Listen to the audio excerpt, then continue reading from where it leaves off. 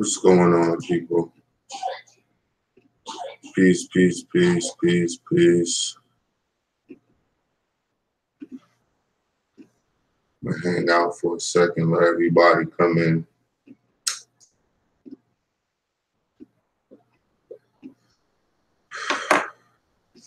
Do, do, do, do, do.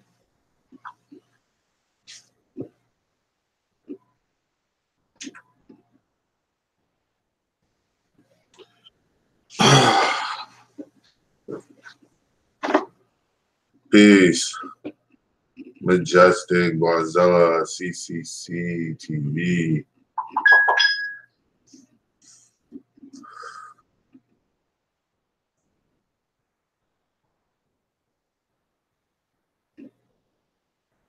Earlier today, for those who haven't, who didn't get to catch it, I went live earlier today. I was at work, on my little lunch break, and I went live to address the little Umar Johnson situation, where I feel like Umar Johnson now, when I would say things like maybe this or, you know, if he just that, now I'm just coming straight out with it that, you know, Umar Johnson's full of shit. You know, like everything he's saying sounds like some sort of deflection. Everything that he's bringing up is never on, it's never specifics, meaning he'll say things like, these people are calling me in to take my credentials. Like, you have any facts and evidence to go with that, to let us know that that's why these people are bringing you in? Things of that nature. So we've been through on that road before. But earlier in the video, what up, D? Earlier in the video, we were having a quick conversation about, peace, peace, Salima. We were having a quick conversation about effeminization, healthy heavyweights, and we were talking about effeminate Moors. Now, the only reason I say this is because everybody and their mother have already heard the Moors carrying on about them being every so-called Indian tribe or native or indigenous or whatever. I'm not saying whatever is in a disrespectful way. I'm just saying is whatever as in what you're used to, what terms you're used to. So anyways, every time we bring up Choctaw, Chickasaw, Blackfoot, Pawnee, Cherokee, Seminole, any sort of tribe that is mentioned, you automatically have a Moor or a person who identifies as a Moor who will come out and say, oh, those are Moors. Doesn't matter what the tribe is. That's why I ran off a few. I ran off a few tribes just so you'll know that this is what Moors say. They'll automatically say, oh, that's a Moor. Oh, that's a Moor. Oh, that's a Moor. You're talking about the Choctaw, you're talking about Moors. You're talking about Blackfeet, you're talking about Moors.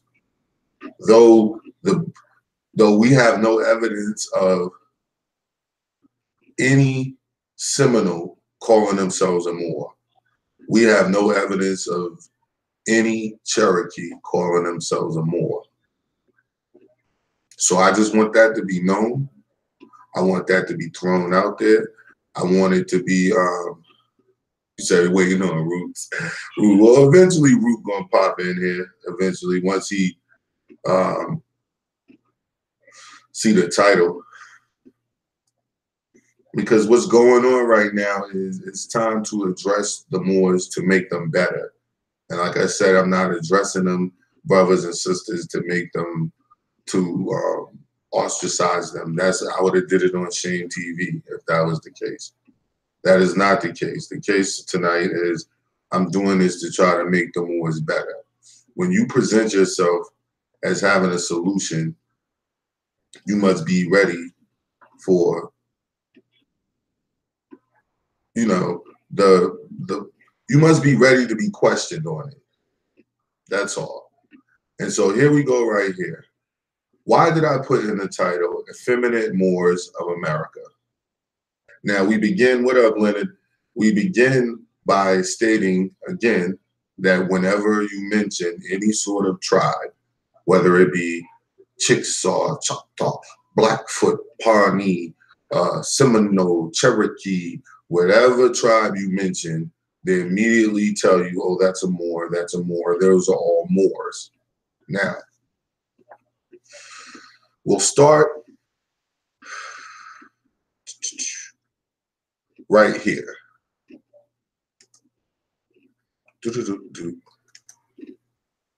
Hope everyone can see. Now, this right here is a timeline of Aboriginal and or Native, you know, we're going to excuse that, American history timeline from 1492 all the way up to 1834. All right.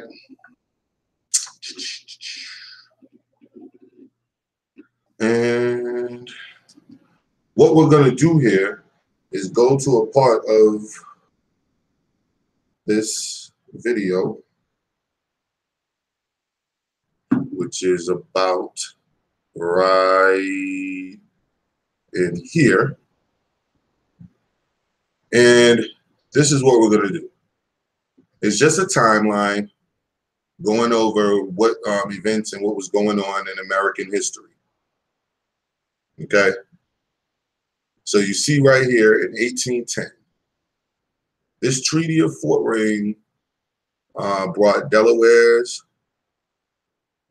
Potawatomi, Miami, and El River Miami nations together to cede 3 million acres of their land along the Wabash River to the United States.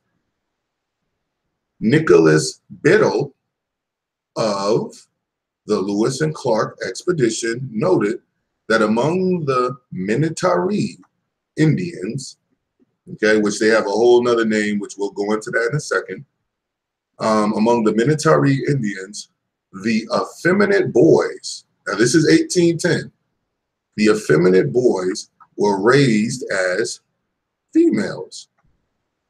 Upon reaching puberty, the boys were then married to older men. The French called them berdashes. And I hope that I'm saying that correctly. Now, the reason that I brought that up, because first off, Moors always say they want you to show them. Okay, so I showed them. Now we're going to talk about that for a couple seconds. Nicholas Biddle, among being an editor or a noted editor, was also the father of, they called Biddle Bank.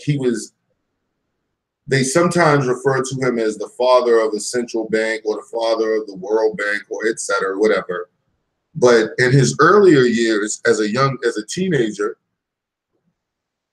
Nicholas Biddle was an editor. And we're going to go into what up, El Boogie, who Nicholas Biddle was. But one more time for the people who just entered the chat. And these are images of the Minnetaree Moors or Indians. Because if I had just brought this shit up, okay, if I had just brought that up, you would have heard many people coming out saying, oh yeah, they're Moors. The Minnetaree, yeah, they're Moors, and blah, blah, blah, blah, blah. Okay? But this is the term that they so-called called themselves. It's Hidatsa or Minatari, but we'll go with Hidatsa.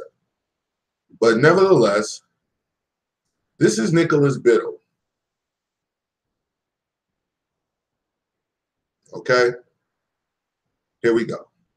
The first editor of the Lewis and Clark journals was a 17-year-old college graduate and student of law in 1803. Okay, which was Nicholas Biddle. And the next year, he left for 3 years as secretary to American ambassadors in France and England, positions that allowed him an extensive tour of Europe. Back home, admitted to the bar and elected to the Pennsylvania legislature, he was weighing the choice between law and literature when, at Jefferson's suggestion, William Clark asked him to edit his and Lewis's journal. Okay, the work became Biddle's first significant literary effort, and in a year, rising each morning at 5 a.m., he was ready for the printing. Now I could read on. I'm going to make this big so that everyone sees it, and I'll do it again. This is Nicholas Biddle, the first editor of the Lewis and Clark journals. So Lewis and Clark, or William Clark, came to this young man, Nicholas Biddle, who must have been like a young phenom of his time, and came to Nicholas Biddle for him to edit the Lewis and Clark journals.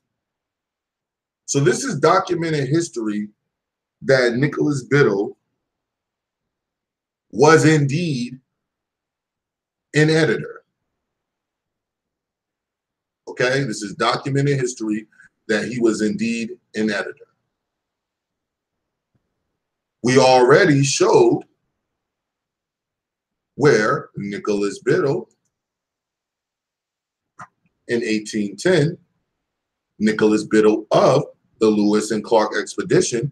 What do you mean Nicholas Biddle of the Lewis and Clark expedition? The same Nicholas Biddle who was approached by by Clark to edit their journals.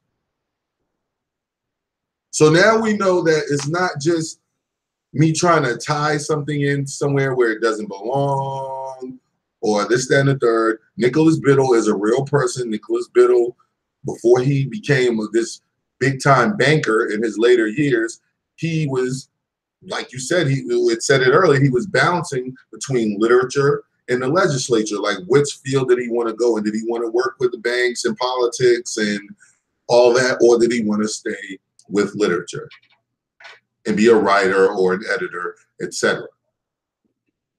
So it's a fact that Nicholas Biddle did indeed edit the Lewis and Clark expedition journals. And Nicholas Biddle says, right here, in 1810, Nicholas Biddle of the Lewis and Clark expedition noted that among the Minatari Indians, or Moors, the effeminate boys were raised as females. Upon reaching puberty, the boys were then married to older men. Now, I have never, and I mean I have never, heard any Moors anywhere mentioning this. I've never heard any Moors at any point in time mention anything that I just brought up. So it's hard for me to not listen to a Moor's perspective on this, but I'm gonna ask the question of, damn nigga, why the fuck you just now bringing this shit up? Because I ain't never heard you niggas talk about this shit before. So let's get into it. You mean to tell me the Moors were running around raising basically homosexual boys as women? Allowing them to be raised, brought up in their tribe as women, meaning when the braves and the warriors went out to hunt, the effeminate boys stayed home. When the women were down at the rivers and the creeks, skinning the animals, separating the meat from the fur so that they could then turn the fur into clothing and covering. They could turn the bones into weapons and etc., cooking utensils, whatever the fuck they was using them for. At this time period, these individuals had a full-blown gay society. Now, it mentioned nothing about homosexual women, which I tried and I looked and I tried and I tried and I tried and I could not find one single piece, one single shred of evidence, not on Google, not on anything about homosexual women, meaning, or lesbian women in the Minnetaree, or lesbian women in the Minnetaree tribe, or any Indian tribe.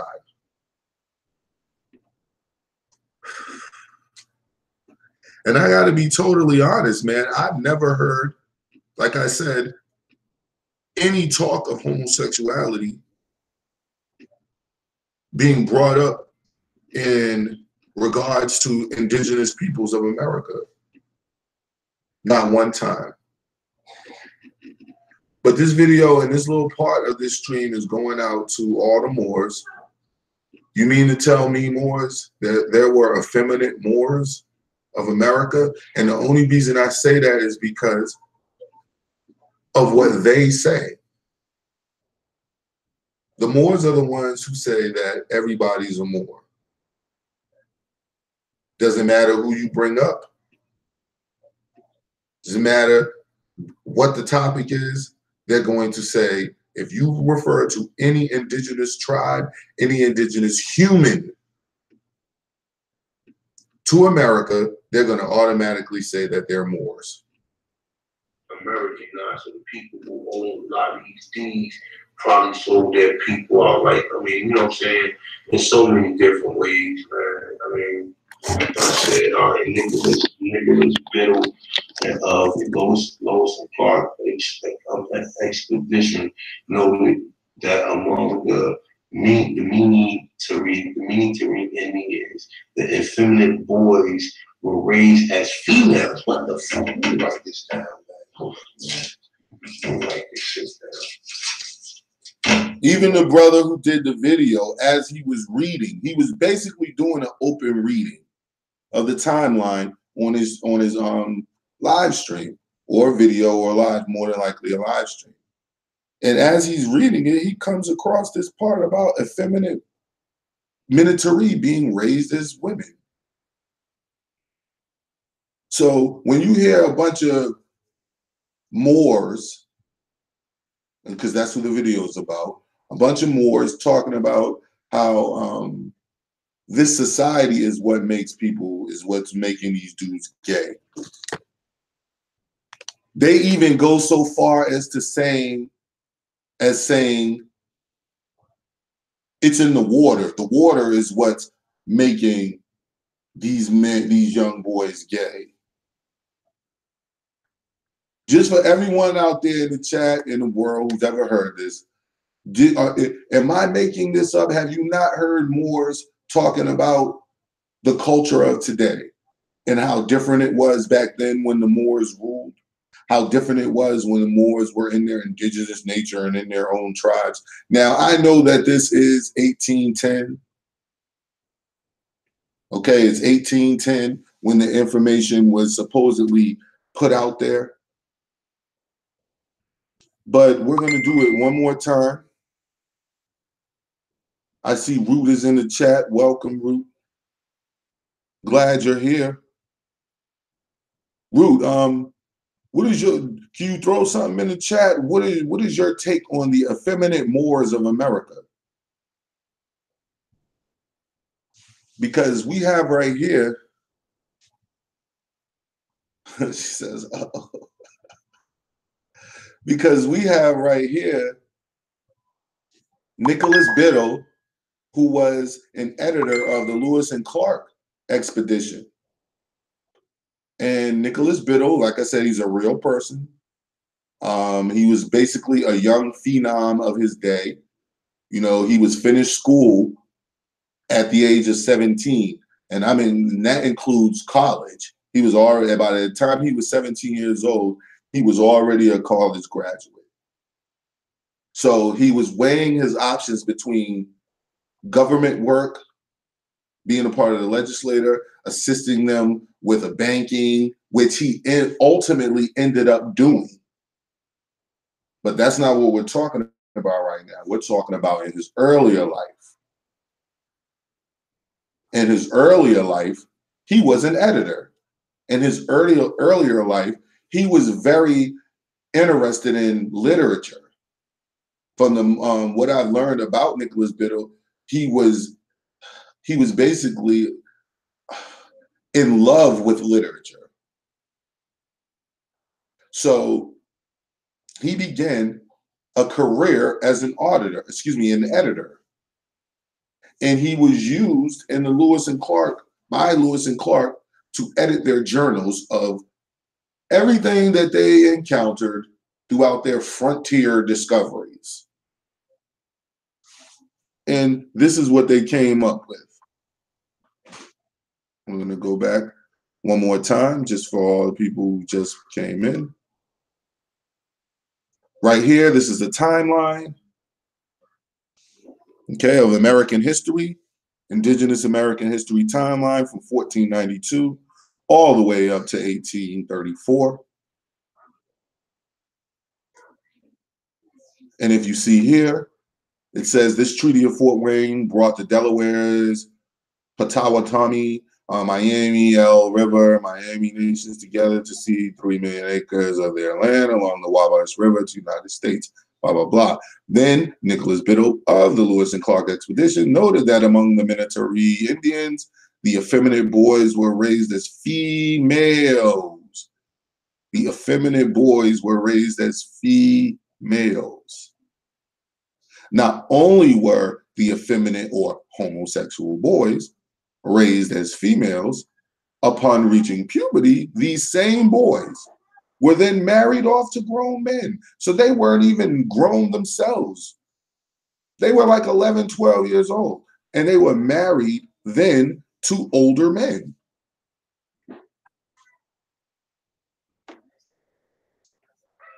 Okay?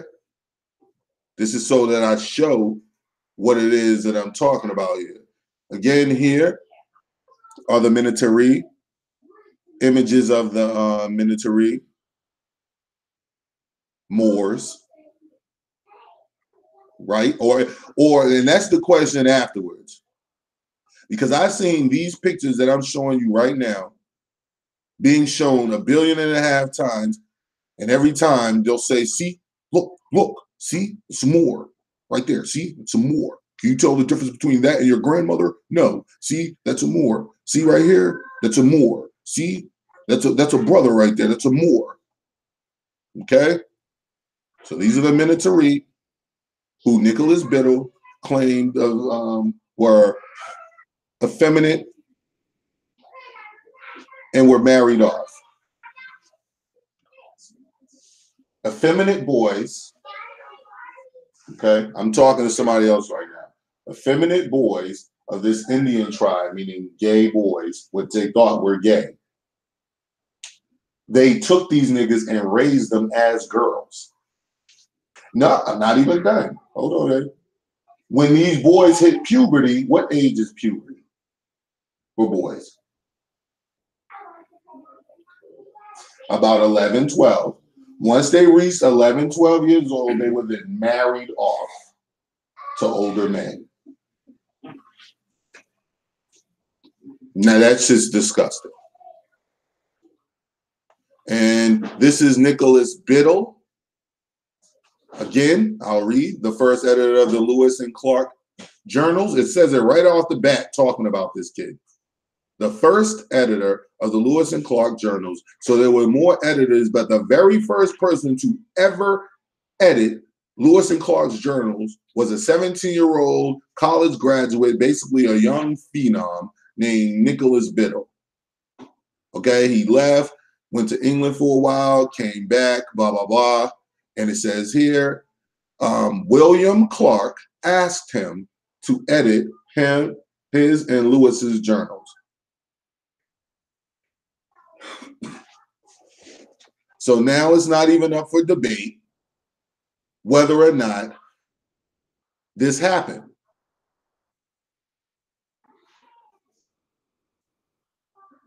So I just want to know, are these Moors? Would you consider these people Moors, Root?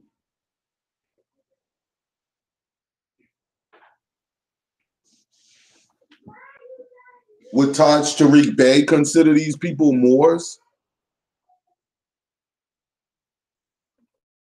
Would Sabir Bey consider these people Moors?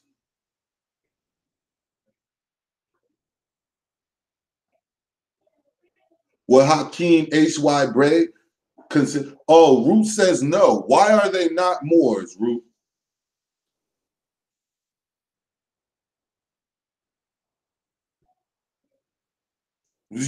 More, I guess I'm reading this correctly. Root says that he doesn't agree that the Minnetaree Indians, which are called, we know what Indians, and we know how white people added that term and all that shit. But we're just doing this so everyone understands what we're talking about. The Minnetaree natives, the indigenous Minnetaree Indian tribe, why would they not be Moors if all the surrounding tribes are Moors?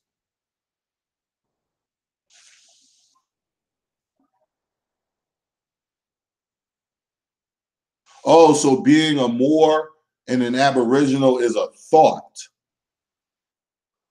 Okay. So that's not an actual thing. Because I thought that Moors were the indigenous people of this land. I thought that Moors were this. I thought all of that stuff, because it's kind of confusing to say that Moors are a thought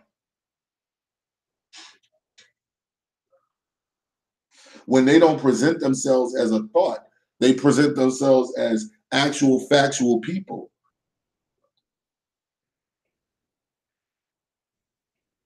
Would you say D Root need to be on the panel?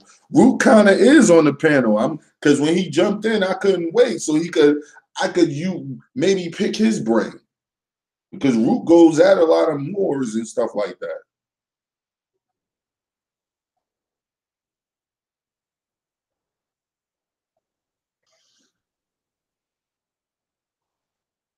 Okay, MSTA is not Moors.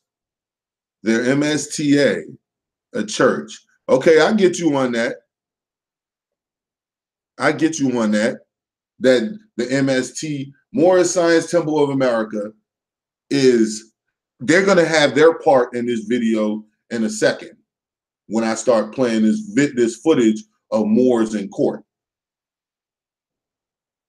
So, you know what I mean? I'm going to have to do that. And they'll have their say in a second.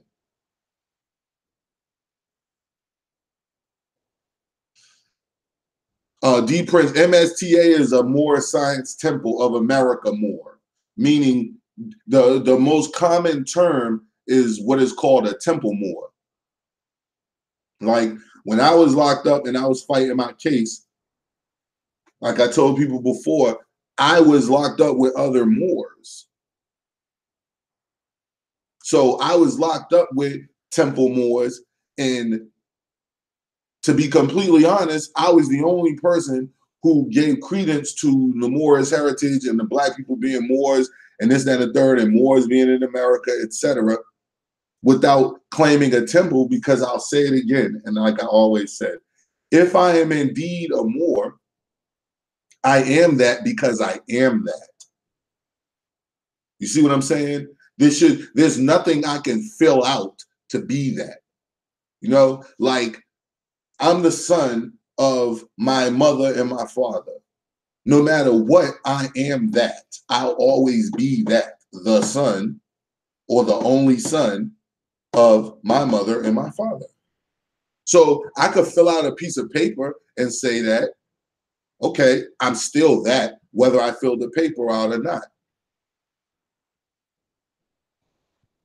None of that shit really, really matters or should matter. So I agree with that stance about the MSTA Moors. I agree with that stance about not accepting titles as far as Moor Science Temple of America. And if you don't come under the temple, then you're not a Moor. That makes absolutely no sense. And I heard, not Hakeem, what's the brother, man, who be up in New York? He used to fuck with Sinetta from time to time. He, the one who did the debate with Reggie. I forget the brother's name, and I like the brother. I don't want to forget his name, man.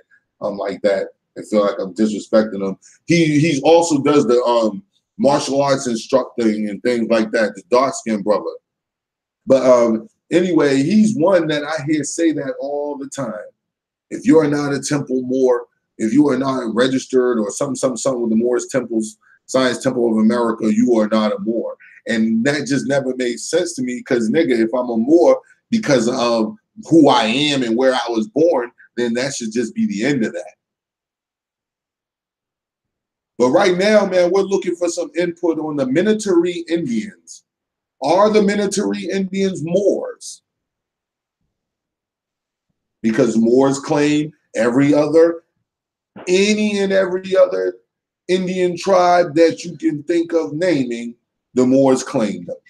I have never heard a Moor until tonight dismiss a tribe that is mentioned as being indigenous to America, not being Moors. Every other tribe I've ever heard them talk about or heard reference to, they said they're Moors. All right, because this is Louisiana area.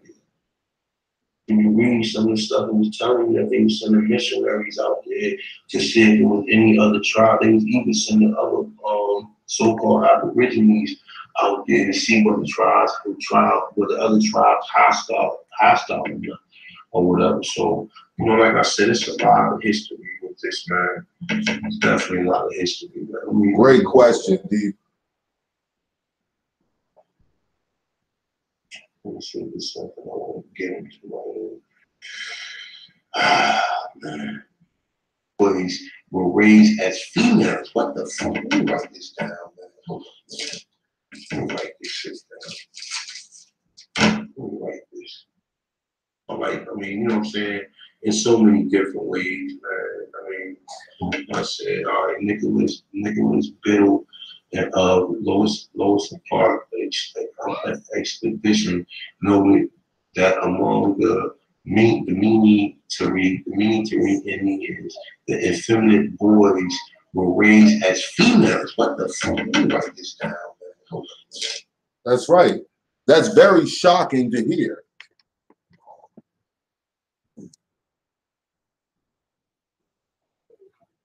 Very shocking to hear. We have a question in the chat. We have a question from D. Prince. It is, how does indigenous Moors from here get their name Moor?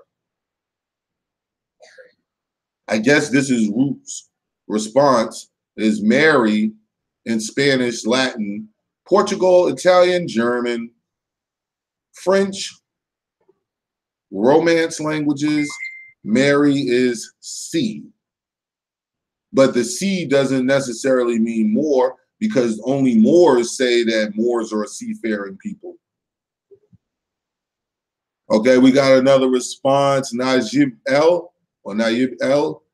Moor means dark pertaining to skin color.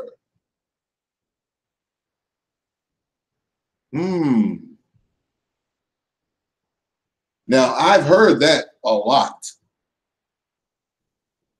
And where I generally hear that is when official, what we call official definitions and references jump in.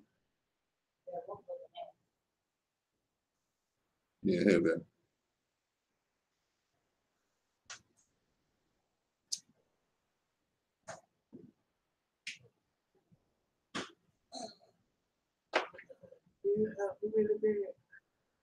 Yeah, he's already in there. So, hold on. Ooh, you fraud. Oh, we got a battle in the chat between Najib L and Root Words. Najib L says, Root Words, you are a friggin' fraud. Quit coming to more channels than saying the information is incorrect. Root responds, I'm never coming to y'all channels unless y'all talk about niggas.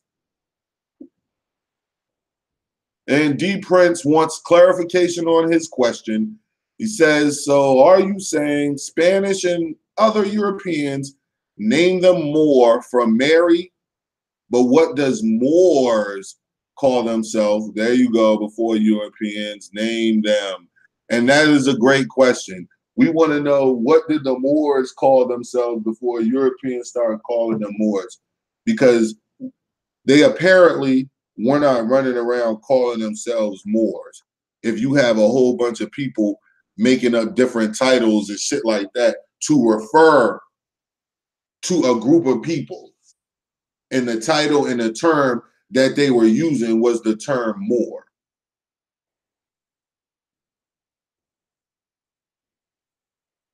Did you get the term Moor from Europeans? That's a very interesting question that I'd like to know. Where the term originate.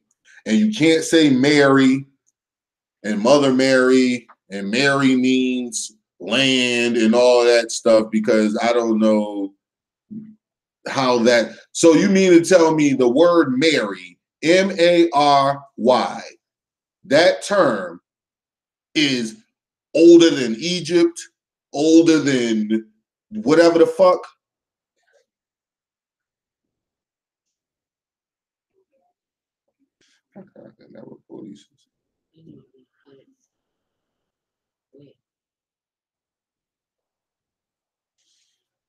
Because if you have a term and using the word Mary, exactly, D, where the fuck did Mary come from? You see what I'm saying? You can't keep saying Mary, and like Mary is a term that is 400,000 years old, 200,000 years old, 100,000 years old. Like on some real shit, the only place you find the term Mary is damn near modern English or modern language. Nigga, like there's nobody who lived, let's say, circa BC. No, let's say BC, 6,000 years BC. Is there any proof that there was people running around calling themselves Mary?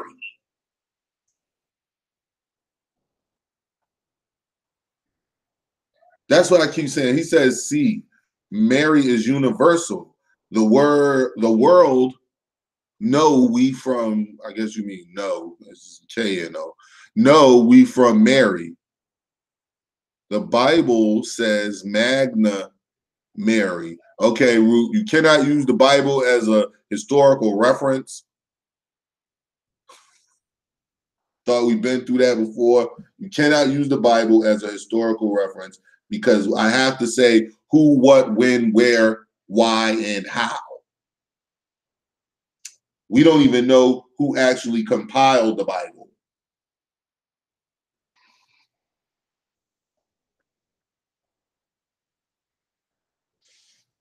And that's all we want to know is this question. I mean, answers to the question.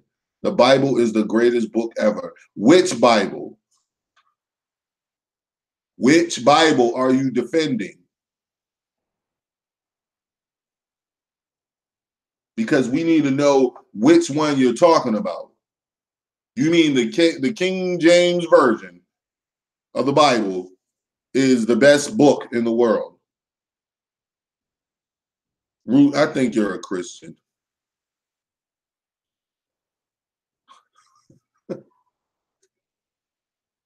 Now, I don't think there's a Moorish language, D Prince. D Prince is asking what language did the Moors speak? Moorish? Is there a Moors language or ancient writing? And I'd be saying that right now because they're not even any real Moorish historians that are classified by that title, Moor, M-O-O-R.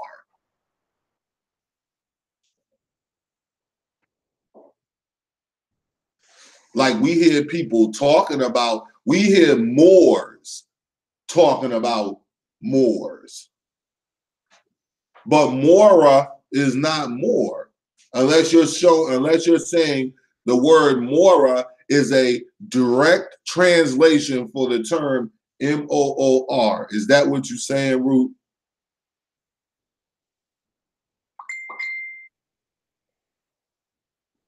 Are you saying that Mora somewhere can be directly tied to Salima, you bugging you? Could be directly tied to the word more. That's what we want to know right now. Because if that's the case, Root, then you could prove a lot and disprove. Right, D Prince. Show us what is Mora and show us where Mora is synonymous with the term more. M-O-O-R. And again, I'm not doing this to dog anybody. I'm not doing this to bash anybody. I'm not doing this to drag nobody. First off, Root, thank you for coming to the chat and being active in it.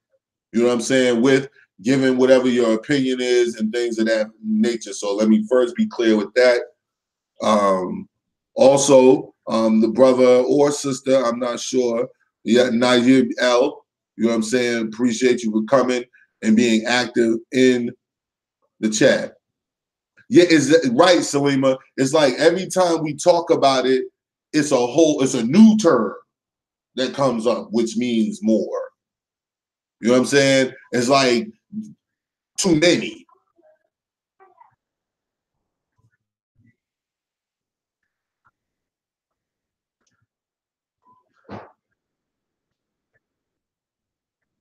So it's an article. Hold on. Root says more up. The A is a article. In or on a shore. It's a Latin word. Articles are at the end of words. So more is a verb now. So more can't be a person then, right? Because it's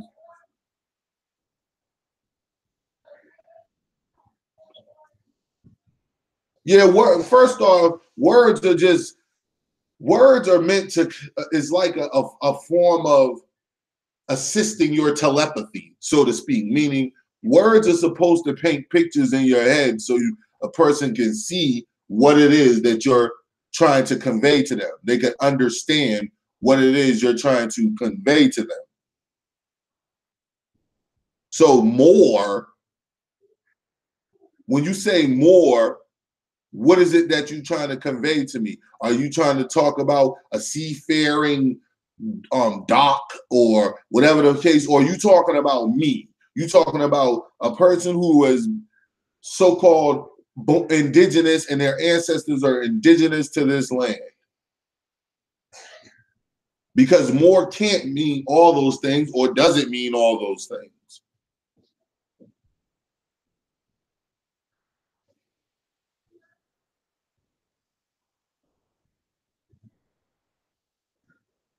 only mother's actions.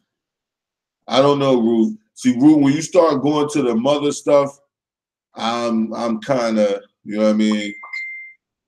You're kind of losing me there just a little bit. Only a little bit, because I get where you're coming from, and I get why you put the emphasis on the mother. It's the same way when I was trying to breed dogs. My goal was to have 2 to 3 females in one male dog, because the male dog I could use him different times on the different females and produce different litters. You see what I'm saying? Different looking litters and this, that, and the third. But I did understand that the most important dog that you need to have if you're ever going to breed dogs are females, because she's going to give you what? More dogs. So if you're breeding dogs and you want to breed them to sell, then you need females. You need at least 2 to every 1 male. I say 3 to every 1 male. Now you don't ever have to worry about product, which is dogs. So I understand the female is very important. I understand that as long as the female is doing her thing, we'll always have a chance to win. We'll always have a chance to correct shit. We'll always have a chance because she's producing more of us to have a chance. But when it comes to historical fact, when it comes to words, and the only reason I'm doing this before, again, we're getting ready to move on, guys, because we're almost an hour in. And I didn't want to be an hour in just on that one subject. But when it comes to words, you know what I'm saying? When it comes to words, I don't want someone telling me what something means. And while they're telling me and showing me, nothing that they're showing me matches up to what they're telling me. You see what I'm saying? Like, if you're going to keep telling me that mora means this, then an A is article added on, so it means more article is what you're saying. Mora means the more article language. Then you can, of course, show not on your blackboard or not just talking. You can show historically, factually, where there was a language called the Mora or the more articles, and it was this language was created by such and such. It was created by these people in this time period. These are the people who were using it. These are the people who helped translate it, etc.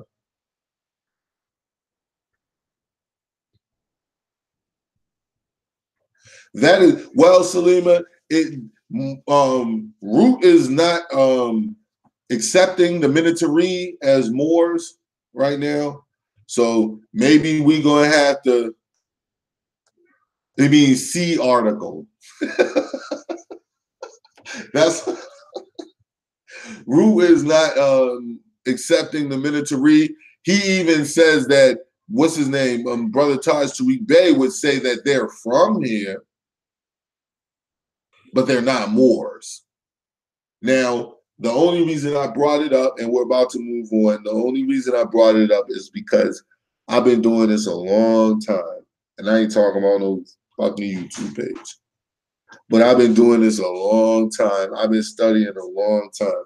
And I could sit here for 6 hours straight and just repeat to you shit that I've learned or information that I've taken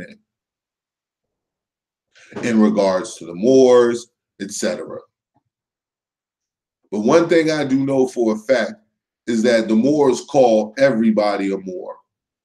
When they talk about Benjamin Banneker, they add Bey to the back. There's nowhere else in recorded history where you can find Bey added to the back of Benjamin Banneker's name, except in an article, air quotes, written by someone who calls themselves a Moor. Nowhere. They talk about Queen Khalifa and how Queen Khalifa ruled this, that, and the third. I I hope that that's true. So it's not like I'm dogging it or bashing it. I hope that that shit's true. But there's nowhere where I can find any historical evidence or documents about a Queen Khalifa who was a Moor. Nowhere, except from someone who calls themselves a Moor, which, even if that's the case, hey, it's your history, it's our history, so to speak, then hey, we should be the ones presenting it. I'm not mad about that. I'm just saying if shit is going on, shit is going on. Like, for instance, a person like Michael Jordan. 200 years from now, in Black communities, it is going to be known that there was a superstar basketball athlete who was out of this world by the name of Michael Jordan. His name, he had sneakers, clothing, just a whole, he has a whole foothold in society. So he's going to be remembered. And I'm talking specifically about Black people, brothers and sisters, Moors, indigenous people, whatever, spreading this history. But you'll also be able to go other places about someone so prominent. You'll be able to go other places and find historical evidence of his existence and of his greatness. So my only issue is, how come I can't ever find nothing about Moors nowhere except from another Moor? So to recap what we started with, the title, the beginning, Effeminate Moors of America, with a question mark, because we wanted to know, are there effeminate Moors? So what we did today was we went to a little reading. And here, as you see, it's a timeline. Okay, this right here is a timeline of basically an indigenous American history timeline from 1492 to 1834. All right. The LatinLibrary.com, imperialism. Okay, you see it right there. You can look it up for yourself.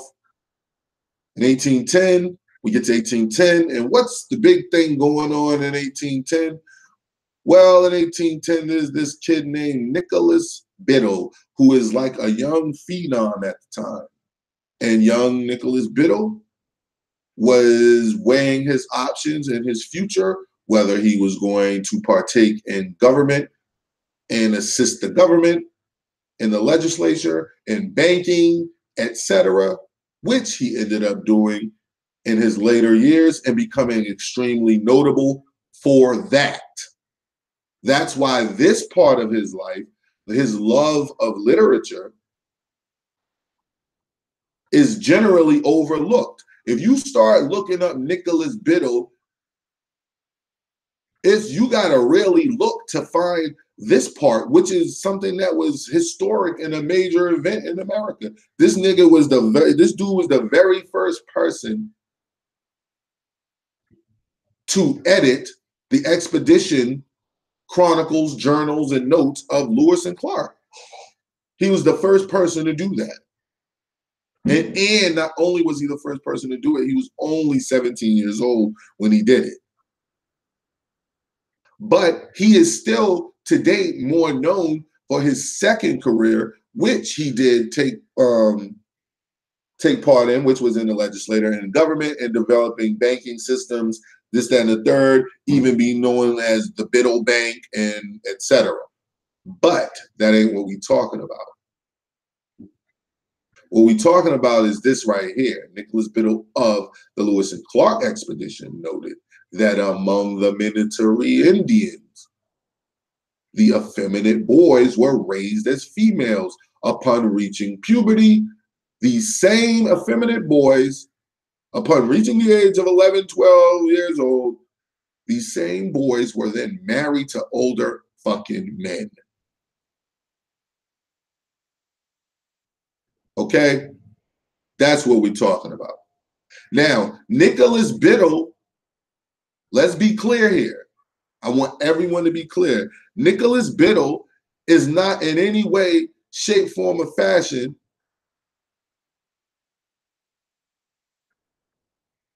claiming that he saw a homosexual Minatory.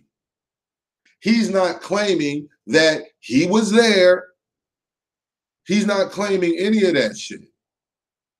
Let's be clear. Nicholas Biddle is only making certain remarks from the journals and notes that he saw Lewis and Clark, that Lewis and Clark wrote, excuse me. That's all he's doing. That's all he's doing. He's reading their journal, reading their notes, reading their travels, reading their what? Expeditions. And noting that Lewis and Clark noted that they came across a tribe in what would be called the Missouri area, whatever you want to call it. And there was a tribe called the Minatory. And these people had gay dudes. Homosexuality was a known thing.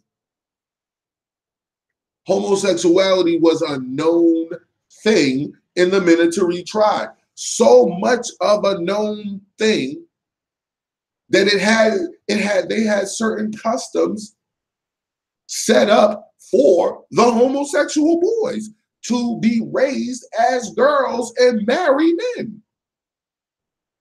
Now, I don't know for sure whether these men were Minatory men. Because if you a straight man and you're not an effeminate Minatory man, how the fuck are you even marrying a young dude in the first place unless you used to be a young, effeminate Minatory boy? That's the only sense that I can make of that. So it's time to move on to the second topic.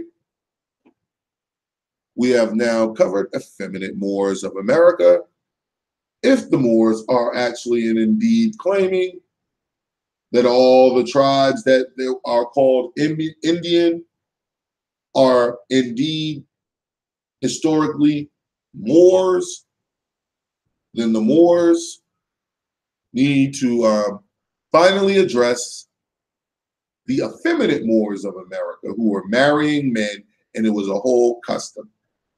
Because like the Hotep Black Power Sinetta crowd, no different. No one wants to say that homosexuality is an ancient thing. They always say, the reason why you have all these effeminate young men in the community today, is because the water, they put poison in the water. You mean to tell me the water was poisoned in 1810? They was poisoning the Minatory watering hole, and that's what was turning all the young men gay. Could you please tell us what exactly they were poisoning it with, and how what they were poisoning it with turns young men into homosexuals, if you're going to take that stance? You can't take that stance. That's asinine. Please don't.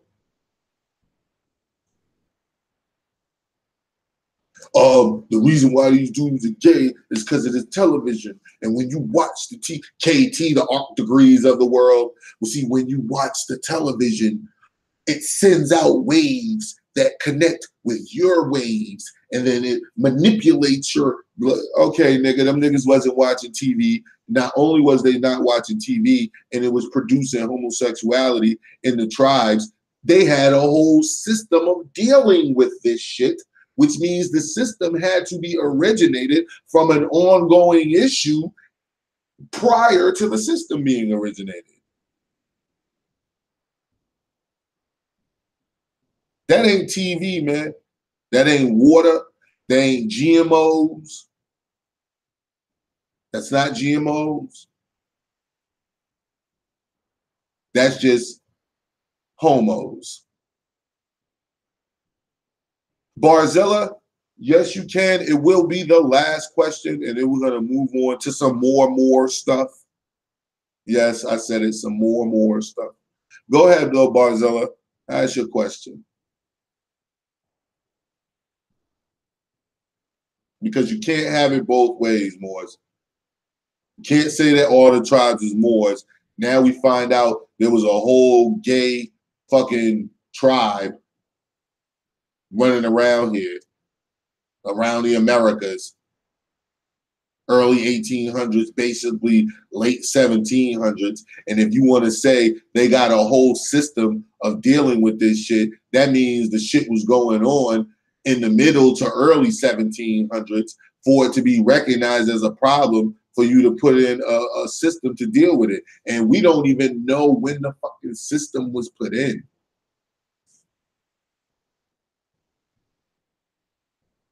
That's the major issue with all of this. We don't even know when the system was put in. If we had an idea when, in fact, and indeed the system was activated within the community, it would paint a clearer picture. But right now, all we have to do is go off of common sense, logic, and reason and say that, dogs, there's no fucking way that these people have a whole system of dealing with some shit and it wasn't an ongoing problem before they even recognized it was a problem, then recognized it was a problem that they should deal with, then actually coming up with a solution. Nigga, that takes time. Okay, Barzilla's question is, my question is to ask them, did they prepare, or especially before answering any questions here tonight? After they answer, I'll tell you why I asked. I think I know why you asked. I do that a lot. I tell people, are you really being genuine, or are you just in listening to me, or are you just waiting for me to finish talking so that you could say whatever it is your position is? Because people tend to do that often. I need a refill on my espresso.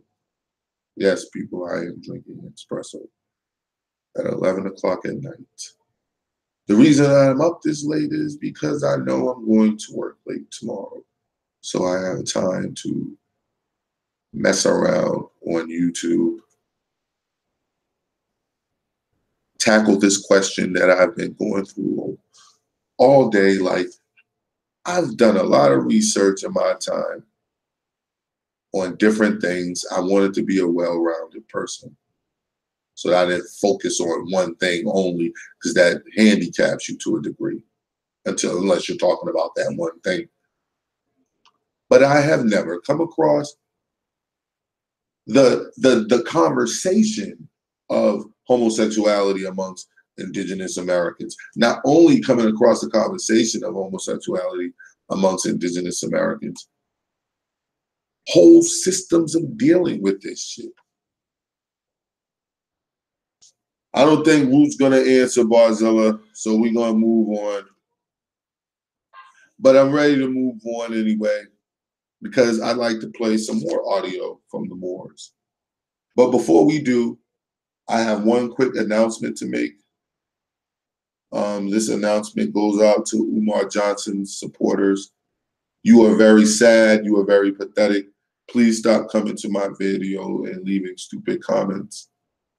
So please stop leaving comments that don't first involve why it is a good thing for any people to ignore someone blatantly deceiving them, even though this person may have something decent to offer in the end.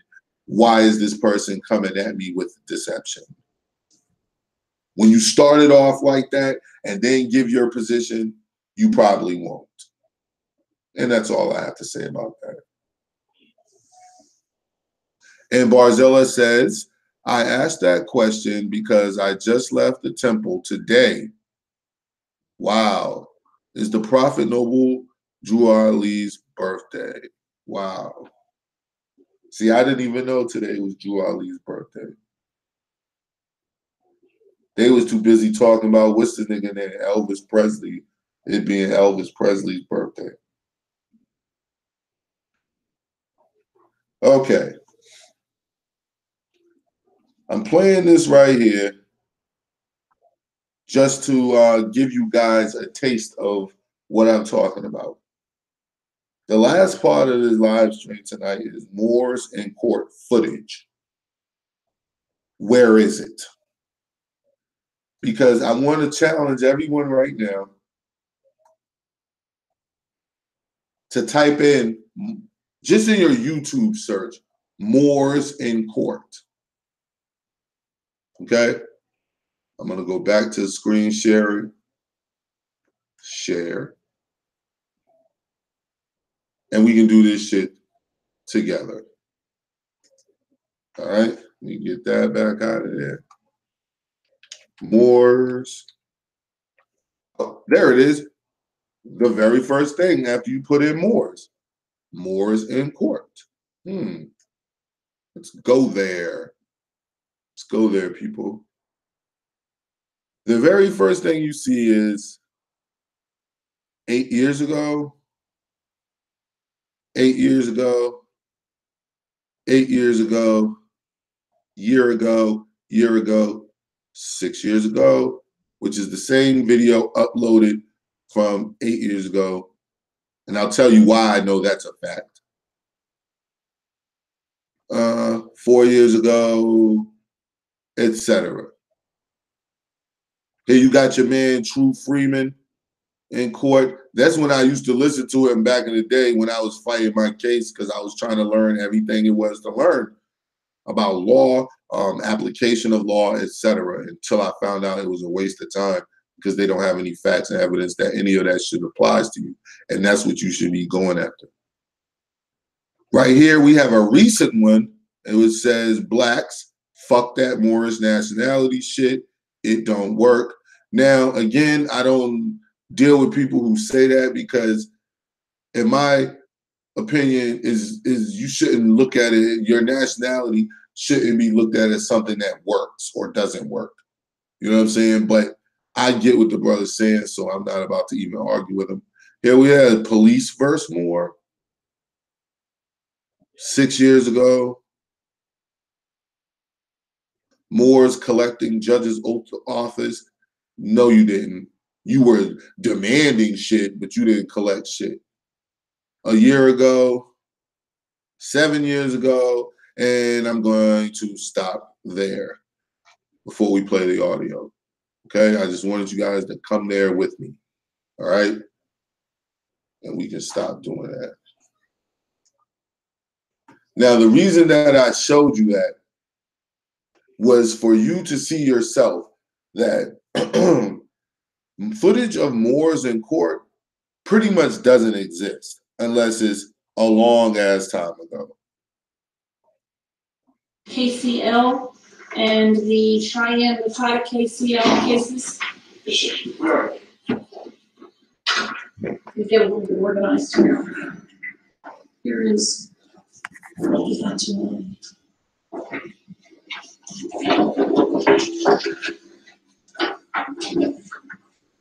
And as a side note, to all you people from Georgia, the Georgia Bulldogs are currently beating the Alabama Crimson Tide in the national championship game. Yes, Georgia has a double-digit lead over Alabama.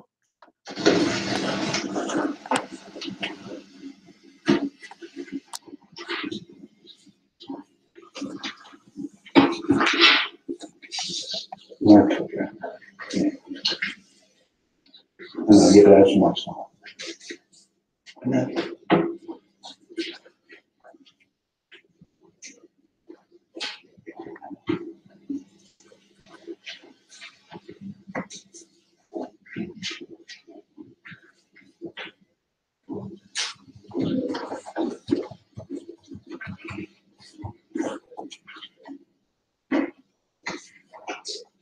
all right.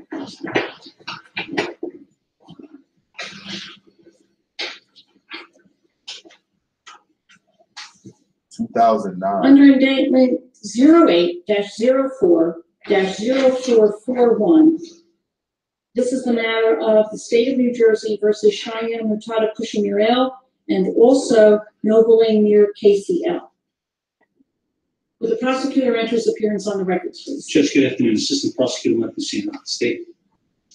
And will the defense attorneys enter their appearance? Teresa Gannon on behalf of Cheyenne and Kushner L. Objection. I do not have a contract with the Public Defender's Office. I've never spoken to her, don't know where she's from. I don't know her. She had no contract with them to be a representative for me in any way. As I said before. Right, your objection is noted for the record. Let me just proceed for a moment, please. Objection. Mr. Kiesler. I'm making this on behalf of the defendant, not to my immediate right, but at the end, Judge. All right. What I have on my list today is the return date of the motion to dismiss for lack of in personam jurisdiction on behalf of Nobling near KCL and Cheyenne Matata KCL. However, before I get to that, Cheyenne Matata KCL, Kushner, I'm sorry. Today, Ms. Gannon, the reason Ms. Gannon is here today, and I think you may recall this, is that I appointed the Office of the Public Defender to act as your attorney. I know that it was over your objection, but we had a hearing about it, and I determined that it was not in your best interest to proceed without legal representation. Objection, ma'am. I understand your objection. She must fill out IRS Form 56 and notify the IRS that she's acting in a fiduciary capacity. You have to have a 1099. I am until the question you're out. Please, I understand all your objections. You'll be able to put all your objections on the record. Just let me explain to you what is happening. The court appointed her, the court appointed the Office of the Public Defender to represent you, as Mr. Kiesler was appointed by the court to represent Noble in your KCL. Objection, ma'am. Mr. Kiesler does not represent me. Your objection is noted for the record. Please be quiet for me. Please take judicial notice that a civil suit is being filed against the Office of Public Defense. I will not take judicial notice of that because I do not have in front of me any document that has been filed with a docket number. Well, that may be, but I can't take judicial notice of something that is not here. However, I'm already notified. you can notify me of anything you want, but I can't take judicial notice of anything like that. However, what has become exceedingly clear to me is that it puts the Office of the Public Defender as an institution, Ms. Gannon and Mr. Kiesler as attorneys, in a most untenable position. And therefore, what I am doing is I am appointing them simply as standby counsel. I'm objecting to that. And you can object to anything that you want. As standby counsel, their only participation in this case will be to be present for every proceeding. In the event Cheyenne Matata Kushner or Nobling near KCL, you wish to consult with them about a legal issue, a factual issue, a procedural issue, or anything else. You don't have to talk to them at all if you don't want to. You don't have to take any advice from them, listen to them, or anything else. Objection, ma'am. The Office of Public Defense is being sued in a class action lawsuit. That's fine, you can do what you want. I mean, like I said, you asked me if I would take judicial notice of it. I am unable to take judicial notice of any lawsuit that I don't have here in front of me. Simply already notified me. Well, if you read the rules, however, you will note that the court does not take judicial notice of oral notification. Now, why is this individual even in there? If the Moors are not a part of, put it this way, if that lady has no jurisdiction over them, she has no jurisdiction whatsoever over a free indigenous Moor. Why is he even in there? Now, the brothers fight back and the brothers stand on their shit, whatever that shit is. They attempt to stand on it. And it is, and I don't agree with any of it. Because this is the only footage, first off, that you can find readily available. Now, I know there may be a Moor here or there sprinkled across the United States, or what we call the United States, who has a video or two about some shit. But when you type in Moors in court, even Taj Tariq Bey, the great Taj Tariq Bey, as they call him, who I feel he's also a great dude, very knowledgeable brother. Taj Tariq Bey does not have video floating around anywhere, footage of him in court, taking the court, putting the judge on notice, receiving oaths of offices, and all of these things. But I'll let it finish, and then we'll wrap it up. Must object. The objection is, Public defense is being sued, it cannot represent me. they're not representing you. Thank you. That was what I just said. They are here simply as standby counsel. If you wish to consult with them, ask them for their advice, ask their opinion, ask them about procedure, whatever it is. The only question Now, what she just did was force an attorney on them. Why is this important? It's important because at any moment they choose, because it's a choice, it's arbitrary, it's completely up to them. It's arbitrary, it does not require facts and or reason for why a move was made. The reason why she's forcing an attorney on them, which they always do, is because at any moment that they deem you unfit to do anything, talk for yourself, speak for yourself, anything of the sort, the attorney then can step in, do business, since the attorney is basically a part of the court, which means they're all there against you because you're the only one in that building for you. So everyone else works in that building and works for that building, so to speak. So that's the reason for that. My whole point is, nigga, why are you even in there? Because you're not a part of their jurisdiction. I have to ask them, man, would be going to trial in federal civil court, man, district court. Yeah, I have no other questions, man. the question I do have now is if the woman. Hold on for 2 seconds, guys. And D Prince, that's what they say. If you're a citizen in the United States, blah, blah, blah, but prove to me that you're a citizen. What facts and evidence do you have that you're a citizen? Because you can't explain to me how you being born on a patch of dirt on Earth translate into the cosmos and the universe as you being something called a citizen. It is just something that they throw on top of you. All those things, if you're a citizen in the United States, what exactly is the United States factually? These are questions that they damn sure don't want to answer. Because that's when you go into Black's Law's dictionary definition of what exactly is the United States and this, that, and the third. So I say all the time, the information is not necessarily wrong, but the way it's used and the way they use it is definitely wrong, because you don't go into court taking burdens on yourself. That's what the prosecutor's job is. You just made their job so much easier by going in there and declaring that you some indigenous Moor, then you this, like, come on, man, you don't need to prove all that. They need to prove that you are in fact a citizen and how any of that shit applies to you. Scannon. Miss who? Gannon, G-A-N-I-N. Gannon.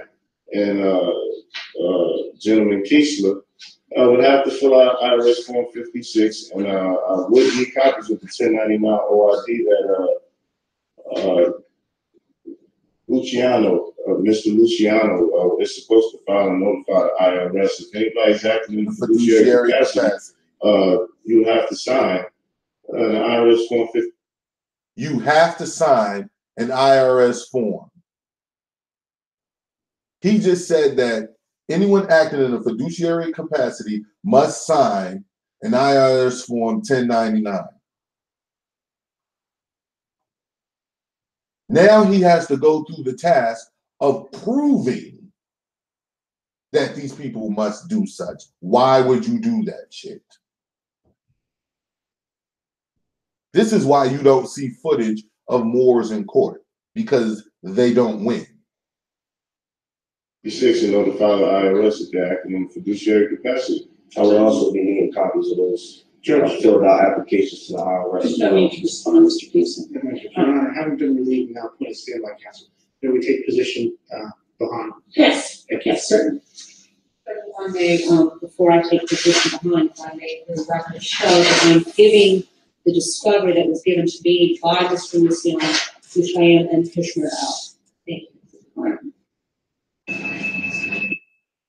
We're against you, all of those things. But for Understand, today, I just must say, man, to add on to what you're saying, jurisdiction, for the record, can be challenged at any time. See Lantana versus Hopper.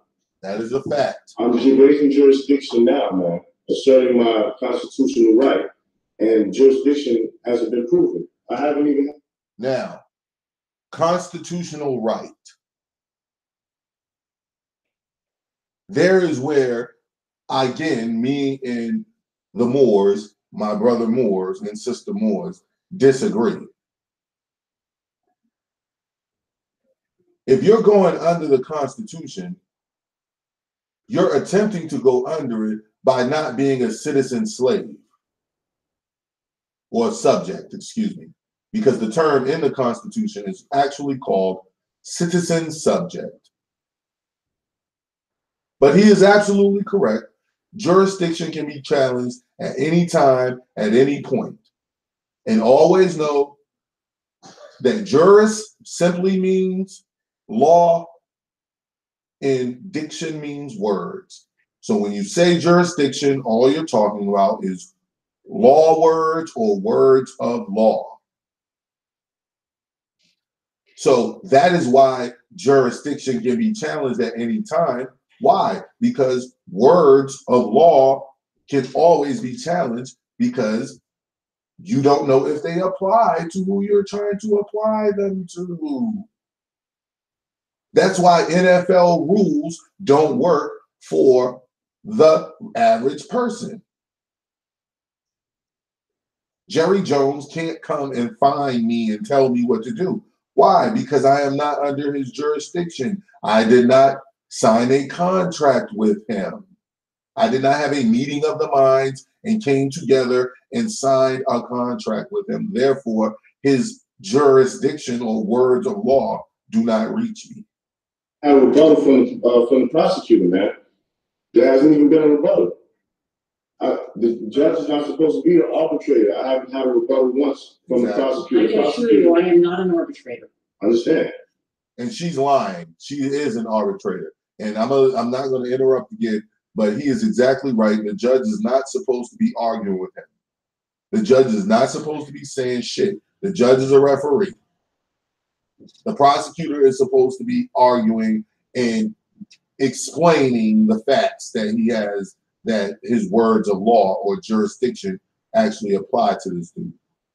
I've sent plenty of documentation asking for the returning of the documentation that the prosecutor office holds in regards to the fact of my identity and it proving that the state has no jurisdiction. And jurisdiction, again, can be challenged at any time. See Lantana versus Hopper. The burden shifts to the courts to prove jurisdiction. See 100 SCT 2502. There's no discretion to ignore a lack of jurisdiction. See Rosemont versus Lambert 469 F2D 416. So with that being said, man, can jurisdiction be proven for the record? I'm here on threat, duress, and coercion. Because I'm here, I'm not here on my own free will, other than threat, duress, and coercion. On the bail recognizance sheets that was signed, Brandon Casimir isn't signed to that. That's who originally was charged. If you amend the court records to say and reflect that Brandon Casimir is also known as Cheyenne Kushner Ill or Cheyenne Matola Kushner Ill, any and all derivatives, that would be improper and that would be illegal and unlawful because I'm not also known as Brandon Casimir. The documentation that was given to the officer was given when he asked. I gave him authentic documentation from the state of New Jersey. That was authenticated, authenticated by the state of New Jersey. That officer had no jurisdiction. He asked where I was traveling. I said Timbuktu. This land is indigenously called Timbuktu. I have the right to assert that right according to Article 6 of the treaty. I'm going to interrupt you. There are some people that believe that this is the state of New Jersey. You may not believe that, but there are people that believe that this is the state of New Jersey. Belief is not reason and facts, man. So because the state of New Jersey gives out authentication documentation on West State Street in Trenton, New Jersey, that's why I know the state of New Jersey to exist at. The state of New Jersey is not the soil of the land. So if anyone thinks that the state of New Jersey is the soil of the land, they're sadly mistaken. Or in need of some sort of psychological help, some sort of mental help. Excuse me. If you think that the state of Georgia is the ground, you are sadly mistaken. That patch of land or that ground been on Earth from the time of Earth's formation, and it wasn't called Georgia. Well, I think that there are probably some people that believe that you are sadly mistaken, but that is not the issue today. Before I continue, and when you're being taken to court by the state of Georgia, you mean to tell me the ground is taking me to court? Could you address the issues Of that I jurisdiction. have brought before that? No. My issue today is, are you going to appear with a lawyer or are you going to appear without a lawyer? That is the only issue I I'm can't make addressing an today. appearance. I can I only. am not addressing the issue of jurisdiction. Excuse me, ma'am. According to the federal case law in the United States Constitution and the United States Supreme Court, And when given that authority the delegated to issue is raised properly before this court, I will it's being consider. raised at any time, ma'am. Excuse me a moment, please. There's a lot of talking going on in the courtroom that I can hear. If I can hear it, it's being recorded on our recording system.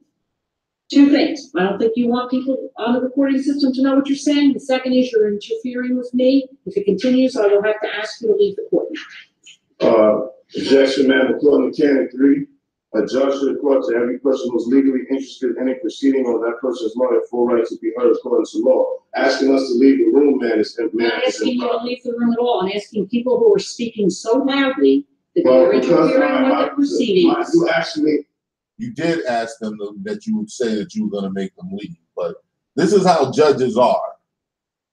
Okay, they lie, they'll say whatever just to push the case forward. Again, remember, the judge is supposed to be the referee. Have you ever heard the referee lobbying so much? Have you ever heard, watched, let's say, the Celtics playing against the Knicks and watched the referee just lobby for the Knicks? Like, that's what's going on here. But again, just the brother's being powerful, he's being strong, and all of those things, but we'll see how it turns out. Am I going to proceed with the terms? This is my society, and my great society exists beyond these walls. They have power of attorney, a written agreement, contractually. That's a constitutional right for us to be able to enter into. What do you want them to do? Who is it actually that holds the power of attorney? My entire council. This is my council. And what do you want them to do? In this Council, courtroom according today. to the constitutional law. No. Tell me the actions that you want them to take in this courtroom today. Council, I want my society members. Sitting next to you? Yes, counseling me. That is not going to happen, sir. Well, that is When you improper need and to be- illegal. You see what I mean? He's telling you what he wants. He's telling her what is supposedly legal or not. I'm not even questioning that shit right now. But what I'm saying to you is I'm pointing out the ineffectiveness of it all. And this is probably why this is 6 to 7 years old, 8 years old, 9 years old. And you don't see any more Moors standing their ground in court like this. Man. It is not. According And to when you need to Canon 3, consult with them, you simply tell me. You can step outside. We have a private conference room on the left-hand side. You can consult with them there. according They to are the not Code going of to sit Judicial at the council Conduct, table with you. according to the Code of Judicial Conduct, man, that's not stipulated in Article 3. There are a lot of things that aren't stipulated in Article 3, including the fact that you and I need to consult with one another. We need to be polite to one another. That's Absolutely. not there. So Absolutely. there are a lot of things that aren't. I'm being polite as possible now. I'm not suggesting otherwise. Okay, and just to add for the record once more. This is all for the record? Yes, it's Okay, all for then the you let record. me know when you're finished putting it on the record, and then you and I will continue with our discussion. Man, jurisdiction can be challenged at any time. See Lantana versus Hopper. I'm raising jurisdictional issues right now, man. You're asking me to assert whether or not I will have an attorney at law be representing me. That is impossible if I'm lawful and illegal, and that is against your constitutional oath if you force me to get an attorney at law. I've already asserted the fact that jurisdiction can be challenged at any time. Courts must prove on record all jurisdiction facts related to the jurisdiction asserted. We can't proceed until jurisdiction is proven. That's true. You finished? Yes, ma'am. Okay.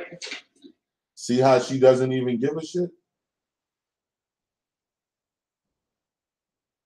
Because she could just push the shit through. Especially when he's sitting there calling himself outside of her jurisdiction, but using her jurisdiction, which is the code and the Constitution, to do what she's doing, because the business that they're conducting in that courtroom right now is being conducted under the code and the Constitution, which he is using. He is using Supreme Court rulings, etc. He's using their same methods to try to free himself from their game. I don't understand how you would think you could accomplish that, but we'll listen. The issue we are going to discuss today, and I'm going to repeat this for the last I'm moving the time. court, ma'am, to dismiss this case for lack of jurisdiction. Denied. Jurisdiction want the can be court- challenged at any time. If don't repeat yourself 4 times, please. I listen carefully, I write things down. If you wish to file that sort of an application with the court, it can be filed in Thank you, D. writing Prince. That's already been filed, ma'am. upon notice to everyone involved. I am not going to repeat myself again. I cannot conduct this proceeding with noise from the front row. That should So be she fair. seems to not even care one iota about whether the people who are with him are Moors or not. She's just telling these niggas shut up. I am not going to repeat myself again. I cannot conduct this proceeding with noise from the front row. If you lady, ma'am, and you gentlemen want to stay here, be quiet. You talking to the indigenous ruler of the whole Americas, Marrakush? All right. If you are a Moorish American, Aboriginal, Indigenous, sovereign man, whatever you are, be quiet in my courtroom. Woo! I cannot do this with people talking in the audience. Can jurisdiction be proved, ma'am? Sir, we are not dealing with the issue. I told you before. You want to raise that issue, you file an appropriate motion. Has been filed, ma'am. Now, I haven't seen it yet. I'll deal with it when I see it. It's not in the appropriate form. It's not going to get dealt with. The issue today is whether you are able to proceed in this proceeding with a lawyer or without a lawyer. I'll be proceeding as an appropriate dishonest to judge with the right of my society and law firm to consult me. Well, all of that is well and good. The decision I'm going to make today is whether you are going to have an attorney at law who is admitted to practice law in the state of New Jersey or represent you. And that's what we're going to talk about now. Excuse me, ma'am, These the practice laws of law cannot be stood licensed their by any ground. state, board versus swear. A plenary license is not a license. Now, what's the case that you just And a cited? license. What's the case you just cited? Board versus swear, ma'am, or swear versus board. Yeah, did you read that case? Yes, Yeah, ma'am. what is it about? Why don't you tell me what the case is about? I'm not here to get into subject matter, ma'am. I'm simply stating for the record. Sir, you cannot sit at that table and read part of a sentence out of the United States Supreme Court case and tell me that it means that the practice of law cannot be restricted in any way. Now,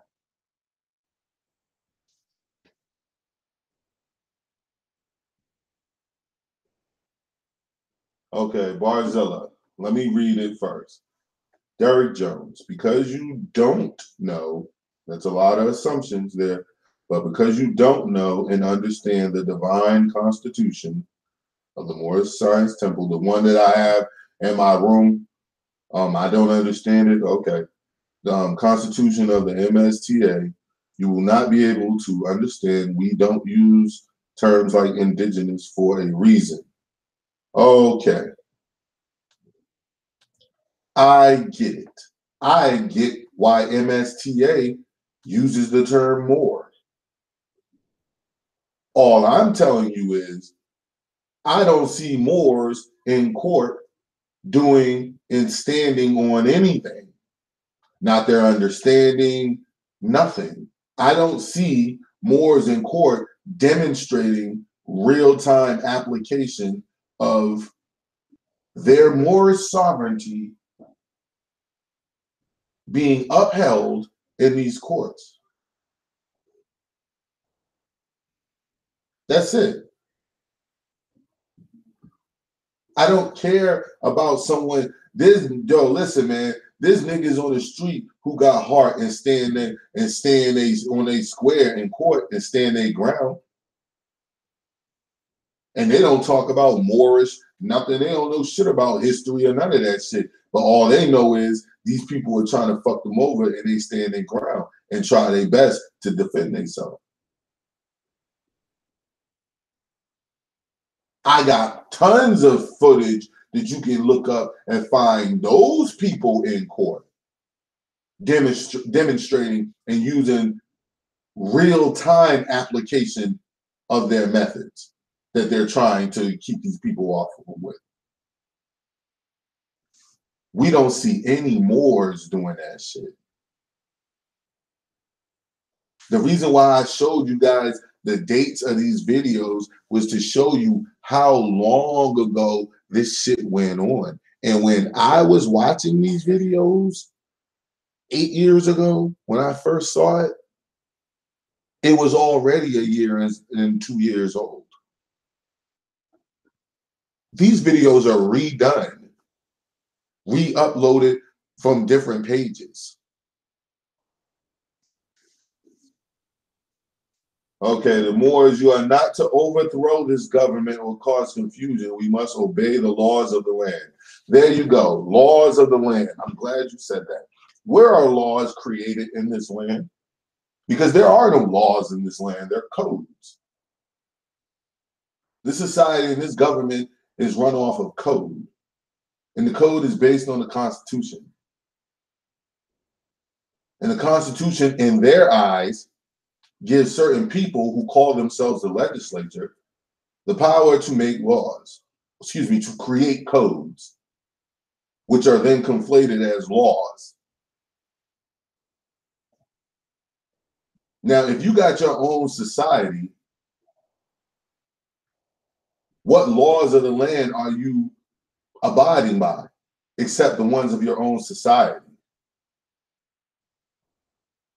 Because the United States is a corporation that does not have laws, it has codes, which are rules and regulations. And land has, thank you, D. Prince, land has no laws, except the laws of agriculture. Like, you have to realize, man, where did these things come from?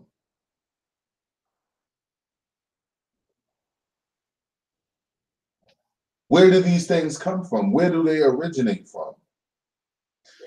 I'm going to say this once and for all. When you say law to me, a law, like as in a created law by the United States government, you know what that means to me? You know, synonymous, what pops in my head, what's synonymous with that, is some person sitting in a room thinking of something and writing it down, giving it to someone else and putting it in another book, and now it's law. Because in a nutshell, that's how it's done. So you mean to tell me that the Moors are not here to overthrow all these corrupt, bullshit-ass rules and regulations of this government, but to obey them?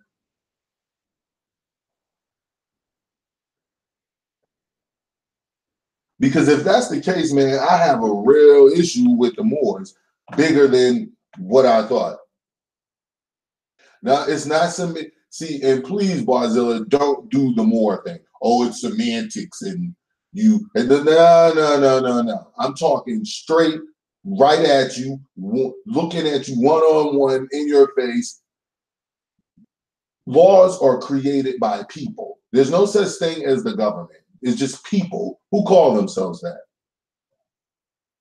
Okay? Just like I said before, there's no such thing as the Boston Celtics.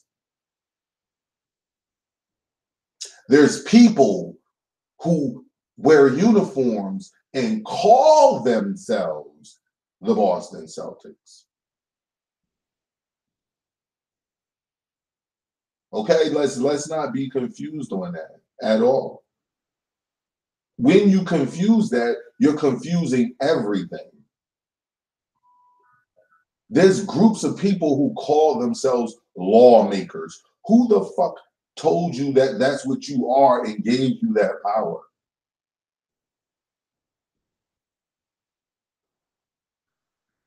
Then they come out and tell you that they're public servants and they serve you.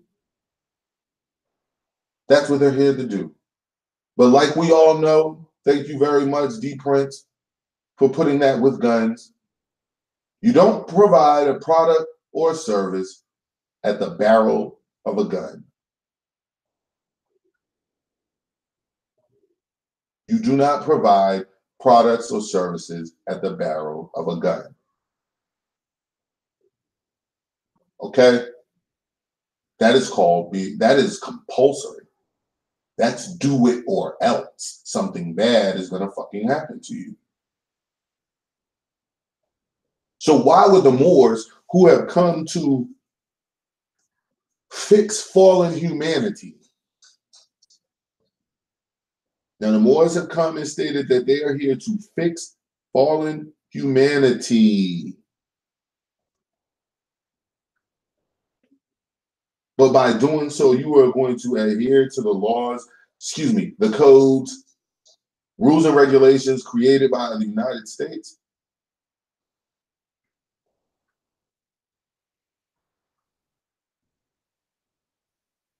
Okay, members have our rules. I'm a card-carrying, dues-paying member of my group, following the law. Okay, that's fine. Does your group have video evidence on Barzilla? That would be wonderful if you could pass that on.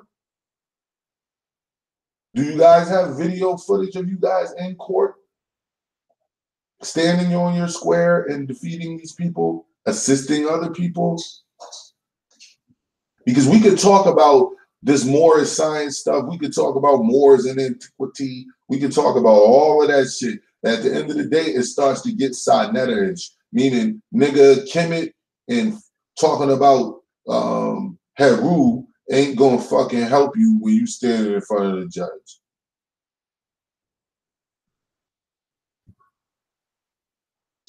Okay, well, Barzilla says the prophet came to save fallen humanity. Well, you need to tell that to the other Moors, because they say that that is their mission, to help fix and save fallen humanity.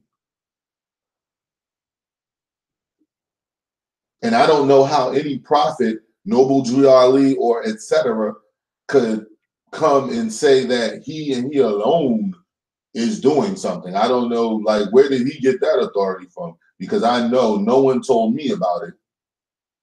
And if it's divine, well, then that's arbitrary. It's neither here nor there. There's no facts and evidence or witnesses with personal firsthand knowledge to attest to that something called the divine, anything, gave him any right to do anything.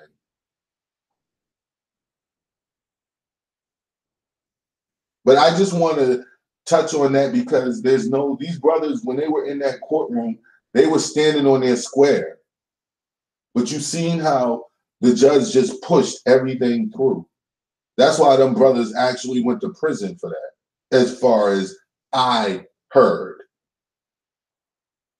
Because I was trying to find them myself about what happened when they went to court. Like you guys were standing, y'all was battling with the judges all the way in the preliminary and the whole 9 yards. Then all of a sudden they just vanished. You want to know what happened? I can tell you what happened because I was down with Moore's fighting cases. We were all sitting together at tables together, studying. I've read so much case law that you couldn't pay me right now to read a Supreme Court case in case law. That shit is so tedious and boring. These people love to hear themselves talk. You cannot pay me right now to fucking sit down and listen, and to read a goddamn court case. Supreme Court file. Won't do it. I've done it too much, and it's pointless. All the people that I was down with, I tried to show them my mistakes because when I came in the whole process as a Moore, going to court as a Moore, challenging the jurisdiction and all of that shit like that, filing this and filing that, filing my affidavits. You could show, Root said he could show 3 Moores winning. Well, those Moores need to show themselves.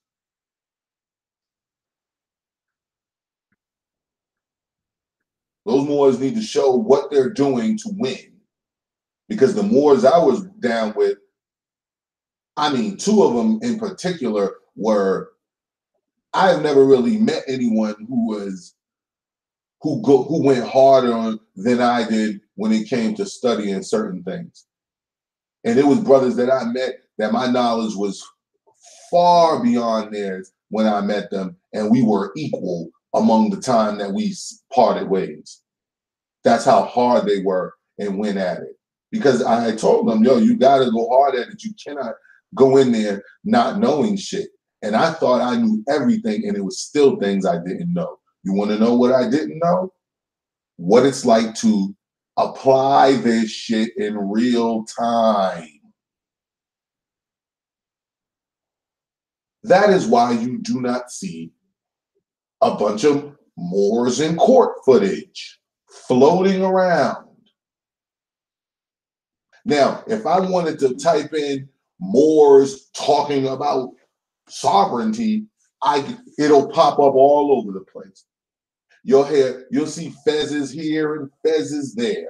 You'll see female fezzware, a female fezzer, and a male fezzer. But what you will not see is them showing you application in real time of anything that they're teaching you or saying to you. That's what this is all about.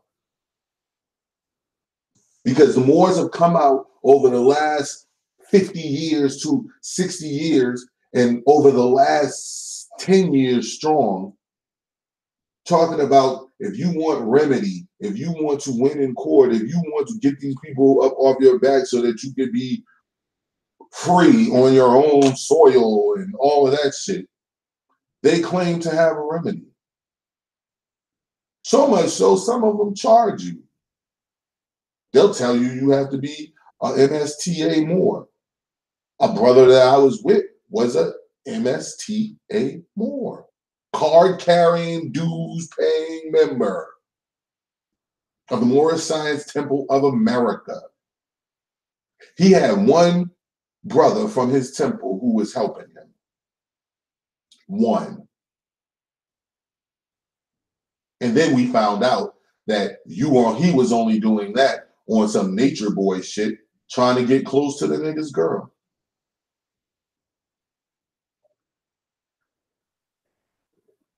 Not saying all Moors are like that, and if I shouldn't have to say that. All Moors are like, I shouldn't have to make that statement. I should not have to talk like that.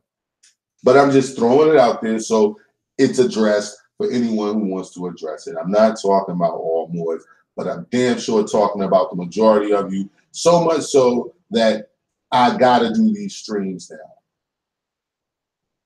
You got Sabir Bey running around here. Now he's an African Moor. You got Taj Tariq Bey running around here. And as much as I love and respect that dude, I gotta say it. Dog, we need some actual footage in real time of you doing and proving the things that you're saying. Like when you talk to a Moor, they'll give you a whole bunch of shit about read this and read that and read. No, I don't want to read anymore, man. I don't want to read the accomplishments of better men and women. I want to see this shit. Because if you are who you say you are, you have no problem bringing cameras into courtrooms. None whatsoever. Those kids from the Free Keene up there in New Hampshire, they do that shit all the time. All the time.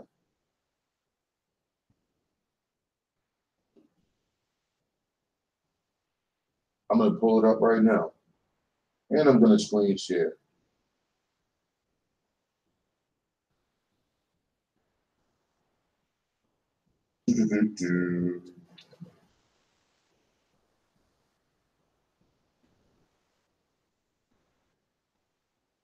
They do it all the time. And none of them claim to be Moors. Here's this dude named Ian Freeman in his DMV administrative hearing. Here's him in court. Hold on, let me screen share. Sorry about that. Here's him in court. Ian Freeman misuse of plates trial. He goes to court over accounts, over other things, speedy trial hearing, etc.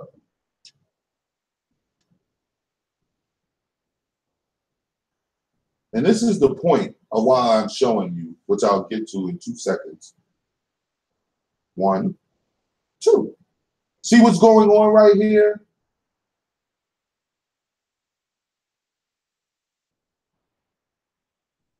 You see what's going on right here? This is called recording. Okay? Here he is right here talking. This is a trial. It's recording. It's the judge talking. That's the attorneys there. This is shit that we don't see from Moors.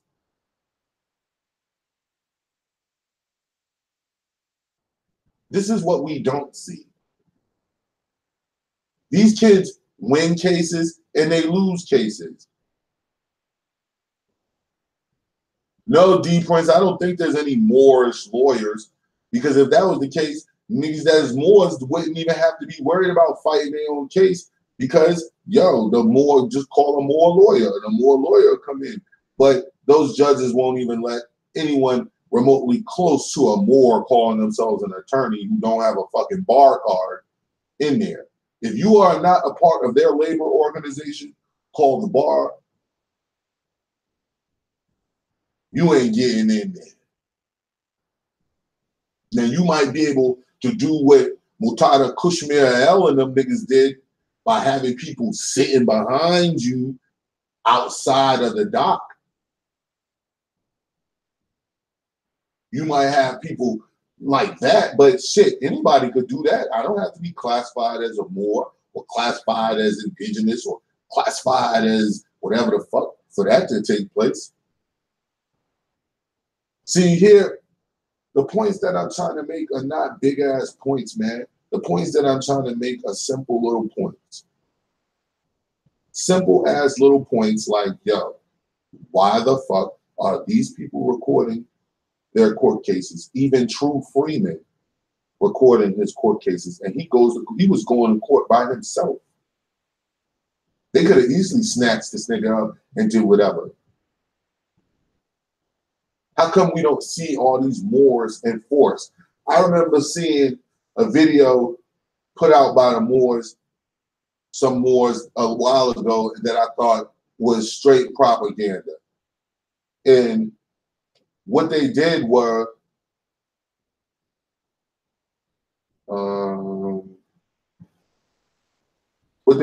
show the whole group of Moors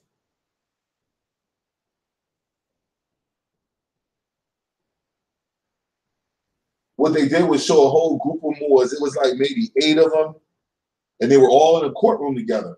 And they all had their fezzes on, and the deputies and shit was trying to get them to, one deputy, court deputy, was trying to get them to take their fez off. So apparently this deputy went back and got help. Okay? So what mysteriously happens? The video goes off.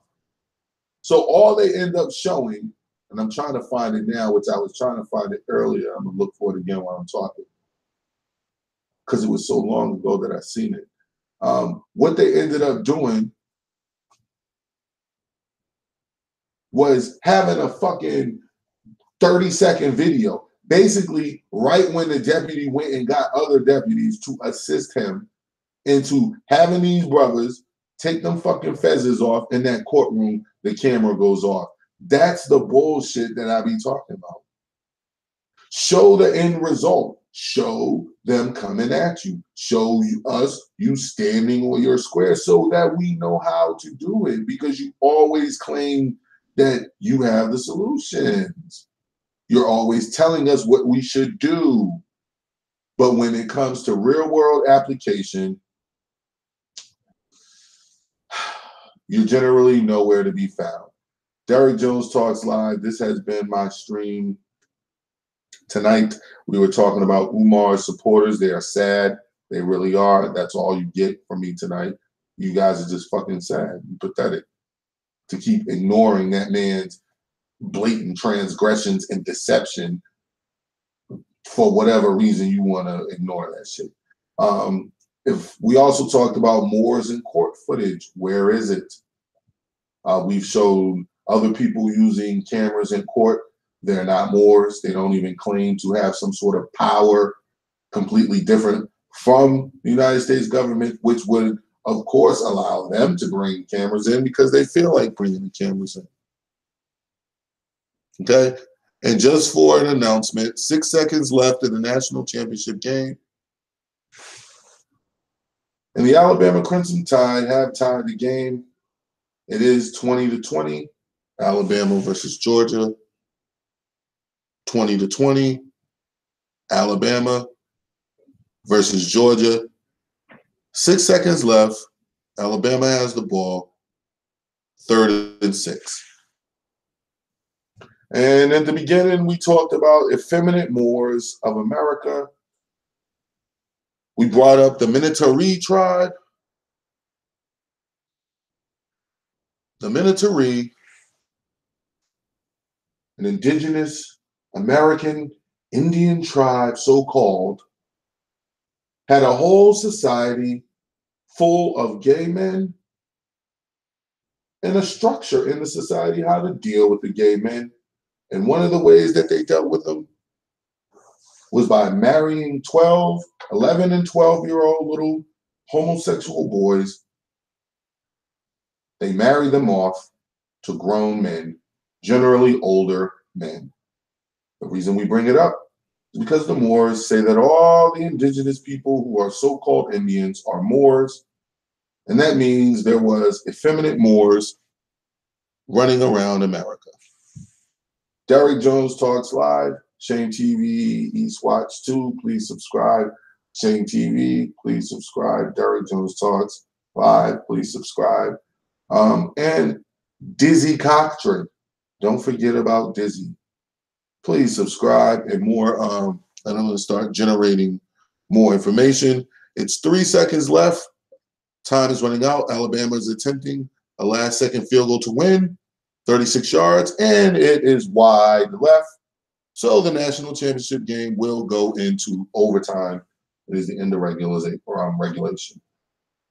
Peace, everybody that came through. Y'all have a good evening. I'm a holler.